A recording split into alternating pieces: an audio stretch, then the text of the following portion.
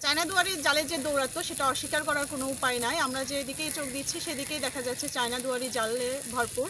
আড়তে বিভিন্ন গোডাউনগুলোতে অভিযান চালিয়েছিলাম। সেই অভিযানে আমরা প্রায় 250 পিস কারেন্ট জাল জব্দ করতে পেরেছি এবং এখানে চায়না দুয়ারি জাল ছিল 7 পিসের মতো। তো এখানে গোডাউনে কোনো মালিককে খুঁজে পাওয়া যায়নি। আসলে আমরা যখন অভিযান চালাই তখন সবাই শাটার বন্ধ করে তারা নিজেদের মতো চলে গিয়েছিল, এজন্য কাউকে আটক করা সম্ভব হয়নি। পরবর্তীতে এই জাল আমাদের সম্মানিত জেলা প্রশাসক স্যার এবং এই উপজেলা নির্বাহী অফিসার তাদের উপস্থিতিতে এবং সাধারণ জনগণ, স্থানীয় জনগণ এবং প্রিন্ট মিডিয়া সাংবাদিকদের উপস্থিতিতে এই জাল পুড়িয়ে বিনষ্ট করা হচ্ছে। তো গত বৃহস্পতিবারে একটি অভিযান চালিয়েছিলাম, সেখানে প্রায় 70টি চায়না দুয়ারি জাল এবং 2 লক্ষ মিটার কারেন্ট জাল আমরা এরকমভাবে অভিযানে আটক করে পরবর্তীতে স্থানীয় জনগণের উপস্থিতিতে আমরা ধ্বংস করি। এর আগে আমরা ট্যাপরা মাছ বাজারে পাঙ্গাস মাছের পোনার বিরুদ্ধে অভিযান চালিয়ে 5 কেজি পাঙ্গাস মাছের পোনা জব্দ করেছিলাম, যেটা আমরা স্থানীয় এতিমখানায় আমরা বিতরণ করেছিলাম।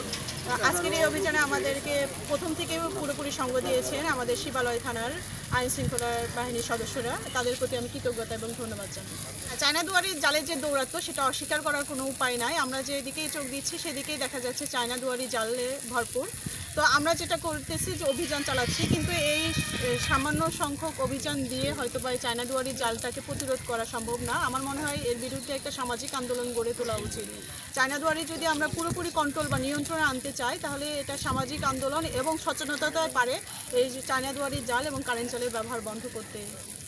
আমাদের যদিও সীমিত জনবল এবং সীমিত সীমাবদ্ধতা রয়েছে অনেক, সেই সীমাবদ্ধতা থাকা সত্ত্বেও কিন্তু আমরা চেষ্টা করতেছি এবং আমরা প্রচণ্ড আন্তরিক এই ব্যাপারে, যাতে এই জালের বিরুদ্ধে আমরা প্রচার প্রচারণা এবং অভিযান চালিয়ে এই জালটাকে কিছুটা হলেও কন্ট্রোল আনতে পারি। এই জন্য কিন্তু আমরা সর্বদা সচেষ্ট রয়েছি।